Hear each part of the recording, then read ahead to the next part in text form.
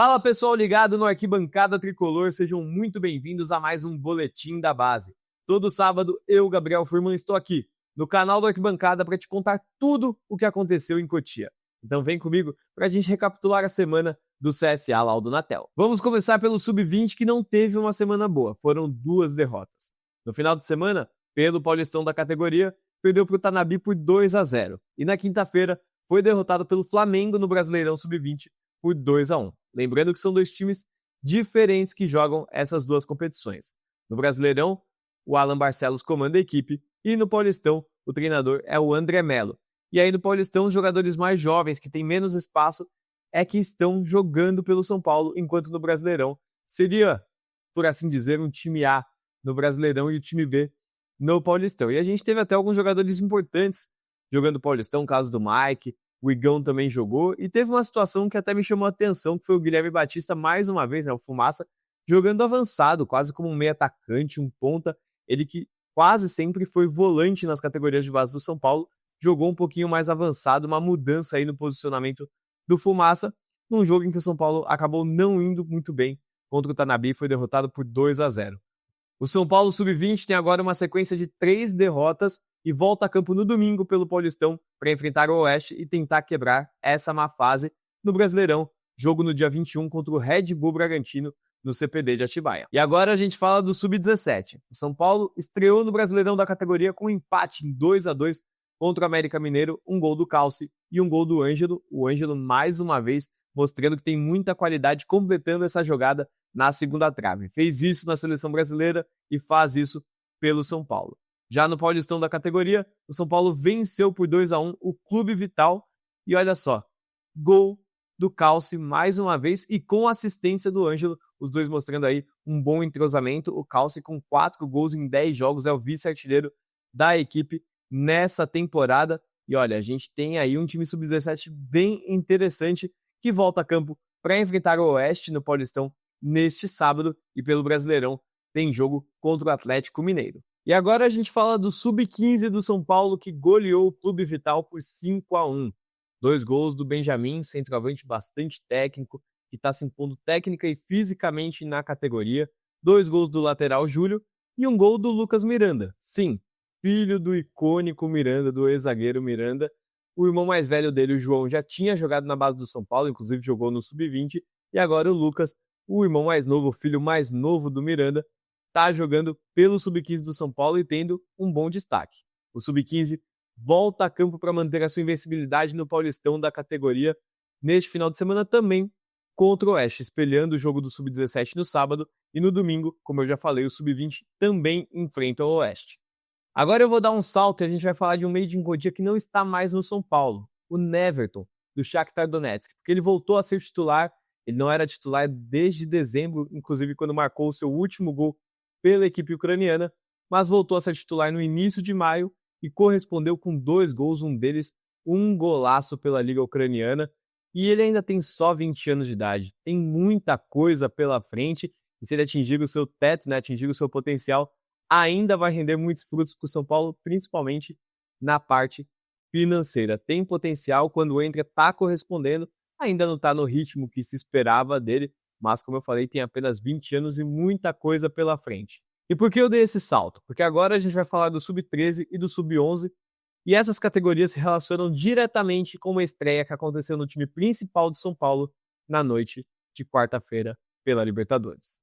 O Sub-13 e o Sub-11 continuam disputando a Copa Bu e conquistando resultados expressivos, mas eu nem vou mencionar tantos resultados porque essa parte não é prioritária nessas categorias. O mais importante é você ter a possibilidade de prospectar outros atletas, vendo eles competindo contra os garotos que já estão no São Paulo. Esse intercâmbio também entre a criançada é muito importante. Essa experiência de estar em um torneio com alguma competitividade também é muito importante.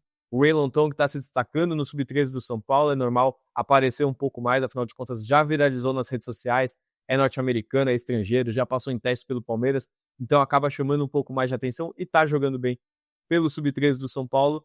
Mas, de novo, essa não é a parte mais importante, nem o desempenho individual e nem o resultado coletivo, e sim a postura do São Paulo em relação a essas categorias. Essa parte, sim, é importante. Agora a gente vai falar nessa estreia. O Luca finalmente estreou com a camisa do São Paulo. Parecia que estava desenhado para a estreia acontecer contra o Libertad, porque 2 vezes em outros jogos ele foi chamado pelo Zubeldia e não entrou. E na quarta-feira ele entrou e em pouco menos de 10 minutos mudou a história do jogo. Mais de 46 mil torcedores no Morumbi. Noite de Libertadores. O São Paulo perdendo por 1-0, precisando do empate para garantir a classificação, com 1 a menos em campo. E nada disso fez diferença, o Luca não sentiu pressão alguma. Realmente entrou como se fosse mais um jogo.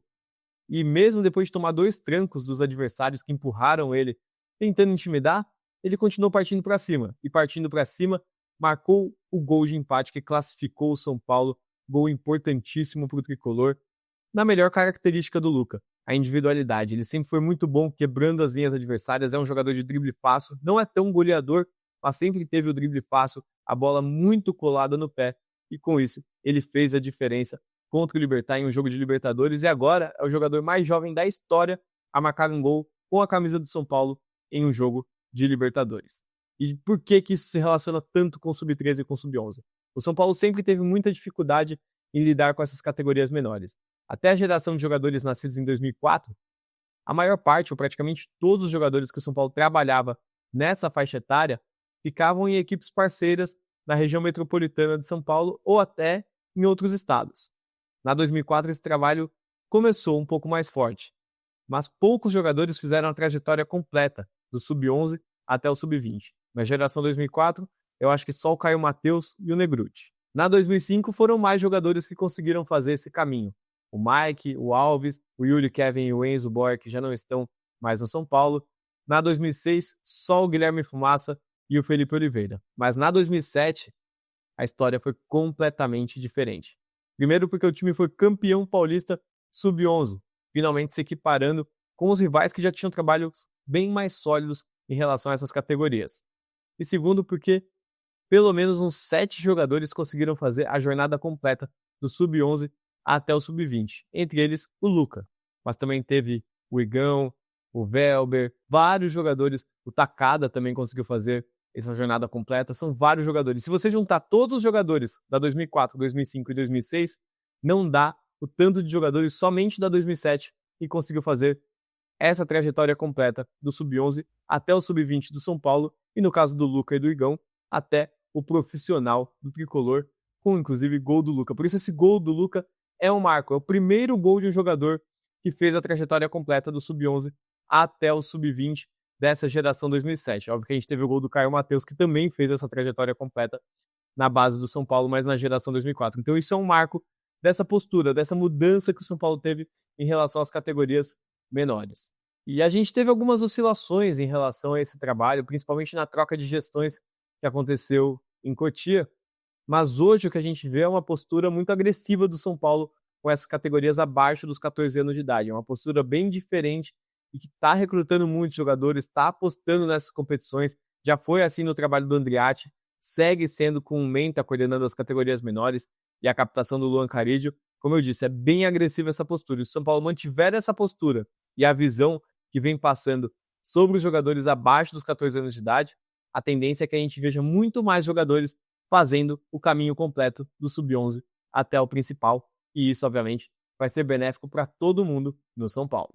E esse foi mais um Boletim da Base aqui no Arquibancada Tricolor. Eu sou Gabriel Furman e vejo vocês no próximo sábado com mais sobre tudo o que acontece em Cotia.